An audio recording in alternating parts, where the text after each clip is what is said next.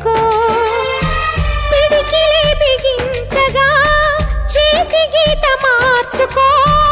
మారిపోని కథలే లేవని గమనించుకో. తోచినట్టుగా అందరి రాతను బ్రహ్మే రాస్తాడు. నచ్చినట్టుగా